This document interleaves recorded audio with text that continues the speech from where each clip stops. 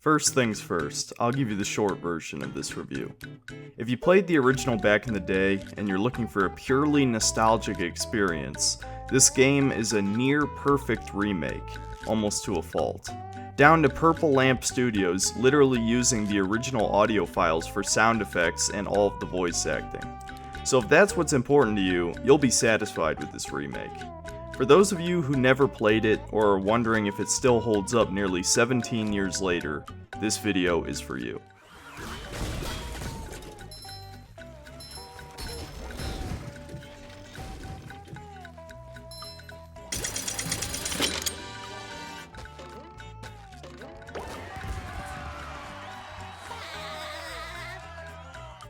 A common criticism of the collectathon platformer genre is that all of the games are basically clones of Super Mario 64, which is a really stupid criticism made by people who obviously don't like these games. Outside of the collecting aspect, mechanically these games are just as diverse as any 2D platformer. Unlike Spyro, which is completely exploration based, Spongebob features a hybrid of exploration and mission based structure for its collectibles. Characters from the show like Mr. Krabs, Larry, Bubble Buddy, or Mrs. Puff are scattered throughout the levels and give you simple quests that reward you with a golden spatula, essentially the stars of this game. The other two collectibles are Patrick's socks, which get you more spatulas, and shiny objects, which are basically cash in this universe. You'll have to spend a shit ton of them against your will to open up areas, unlock fish hooks, and buy even more spatulas, so make sure to grab as many as you can. Battle for Bikini Bottom borrows from Banjo-Kazooie style level design, in that you can collect most golden spatulas in a level in one run, instead of Mario 64's Sunshine Galaxy where you get kicked out after collecting just one, and then the level changes based on the star. There is some minor backtracking to achieve 100% completion, but none required to just beat the game. Mechanically, the game is fairly simple. SpongeBob's moveset is a little bare bones compared to some other platformers. He can double jump, swing his bubble wand, shoot straight up to hit anything directly above you, and stomp on anything below you. He does unlock two new moves after defeating the first two bosses, the Bubble Bowl and Cruise Bubble. The Bubble Bowl lets you throw a bowling ball bubble to destroy robots or solve puzzles, and the Cruise Bubble is a remote-controlled missile that can hit anything across the map.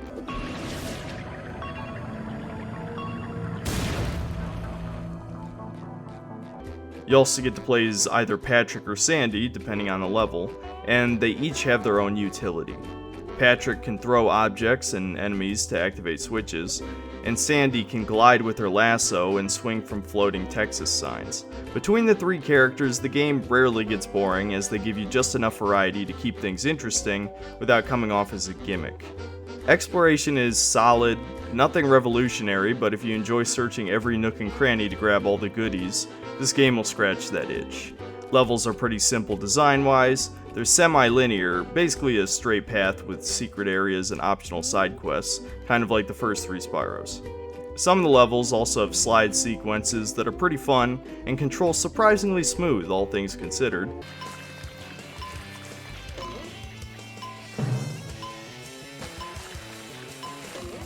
Another find for Patrick. Speaking of controls, one complaint I've seen from so-called game journalists is that the controls suck, and that's complete bullshit. In some ways it actually controls better than the original. A couple of SpongeBob, Patrick, and Sandy's moves have been significantly sped up, which saves a lot of time and makes the game flow better overall. My only complaint, and it's probably my only big complaint for the entire game, is that the characters move way too slow. This game was in desperate need of a run button, or animation, or some kind of move, like the sponge ball that is already in the game, to speed up your character at any time. Something like this could have seriously boosted replayability and lowered overall annoyance. If you can get past this issue, Battle for Bikini Bottom controls better than a video game based on a cartoon has any right to. Flash! Authorities have confirmed that the robots running amok through Bikini Bottom are indeed coming from the chum bucket. Yes, right where you're standing. Plankton, owner of the Chum Bucket, and best known for the creation of robots whose sole purpose is to cause mayhem and destruction, has denied any involvement. And then stomp on your children! And stomp on your children's children! This has been a Bikini Bottom news flash. Anyone who grew up with SpongeBob, which is basically everyone under 40, will want to know if the game is faithful to the show. And yeah, it is. Almost all the original voice cast is here, minus Clancy Brown as Mr. Krabs and Ernest Borgnine as Mermaid Man. The remake would have been a great opportunity to redo the voice acting, but I guess THQ still had the original audio, and that was much cheaper than ringing up Clancy Brown. And apparently Ernest Borgnine passed away in 2012. RIP. The impressions in-game could be worse, but they're still pretty distracting. Oh, boo-hoo! Let me play a sad song for you on the world's smallest violin. This is serious. I know. This really is the world's smallest violin. See? SpongeBob, this flapping robot crisis is making the Krusty Krab lose money like a sinking ship.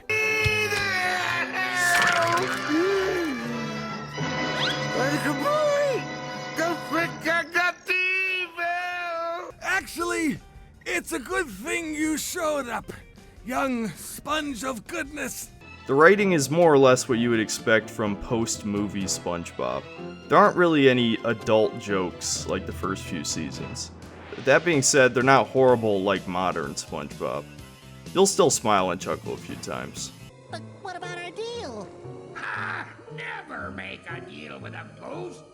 Deals don't mean anything to me, except for that great deal I got on a butter churn back in 1873. What a prize, I tell you, nothing beats creamy hand-churned butter. As for the world itself, this is where the game really shines. Every major locale from the show is brought to life, with a few creative extra levels that fit right in. If you've ever wanted to explore downtown Bikini Bottom, Jellyfish Fields, the Mermalair, or even Rock Bottom, which was only ever featured in one episode, this game has it all. It's also got my favorite level theme, the Dream World. Dream Worlds let level designers go crazy and throw in whatever cool ideas wouldn't fit in any other part of the game, and this one is no exception. Sandy's dream is especially over the top and just pure fun. Who puts challenges in their own dreams? Squirrels? We're tough like that. Oh, you'll need to be real tough to make this series of swings. I could do it in my sleep. You are asleep. As I said, in my sleep. If you have any interest in this game, I'd say go ahead and play it. It's better than a licensed game has any right to be, and the remake's visuals are incredibly faithful to the original game, while updating them just enough to please modern standards.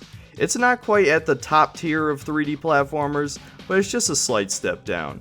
Any fan of the genre will be more than happy to add Battle for Bikini Bottom to their collection. Hey guys, thanks for watching. Like and subscribe if you want to support the channel, and feel free to give suggestions on game reviews and any constructive criticism. Next review is Dead Space 2, the nearly perfect sequel, and one of my favorite action horror games.